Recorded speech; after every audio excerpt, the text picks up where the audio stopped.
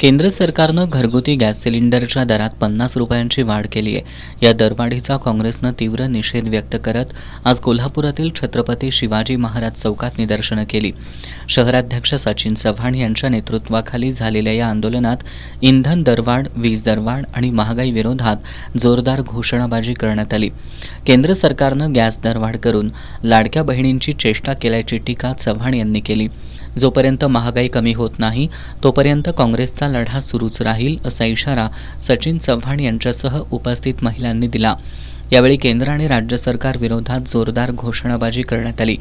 Gas cylinder घेऊनच कार्यकर्त्यांनी हे आंदोलन केलं. भावनिक मुद्दे हाताशी घेऊन जनतेचं लक्ष विचलित केले जात आहे, जनतेची दिशाभूल केली जात आहेत. पण महागाई आणि बेरोजगारी एवढ्या मोठ्या प्रमाणात वाढून सुद्धा हे या ठिकाणी त्यांनी डोळ्यावर झाकण या ठिकाणी चष्मा लावलेला आहे. आणि या ठिकाणी आम्ही जोपर्यंत हे जनतेचे प्रश्न जे सोडवत नाहीत, हे सरकार महागाई दर कमी करत नाहीत, तोपर्यंत आम्ही रस्त्यावर उतरून आंदोलन करणार.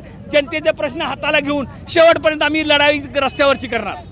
आता पेट्रोल दरवाढ झाली, डिझेल दरवाढ झाली, इंधन तर दरवाढ झालंच, पण त्याचबरोबर गॅस सुद्धा आता सध्या आपण गॅस बघतो 806 रुपयांनी होता, तो झटक्यात 856 झाला, 50 रुपयांनी. लोक इथे बेरोजगार आहेत, लोक रोजंदारीवरती आपलं पोटपाणी हे करतायत, तरी सुद्धा त्यांना कशाचीच काळजी नाही.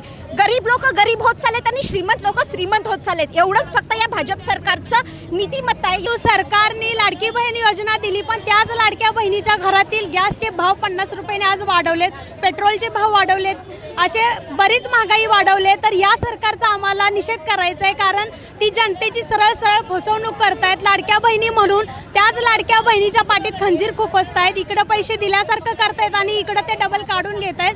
तर या गोष्टीचा आम्ही काँग्रेस कमिटीकडून, आमच्या काँग्रेस महिलाकडून आणि पूर्णच आमच्या कमिटीकडून या सरकारचा जाहीर निषेध करतोय. आंदोलनात सरलाताई पाटील, दुर्वास कदम, सुरेश जरग, दीपा पाटील, भारती पवार, चंदाताई बेलेकर, पूजा आरडे, प्रवीण पाटील, फिरोज सौदागर, संजय मोहिते, संजय पवार वाईकर, संजय पटकारे, अमर देसाई यांच्यासह काँग्रेसचे पदाधिकारी आणि महिला सहभागी झाल्या होत्या.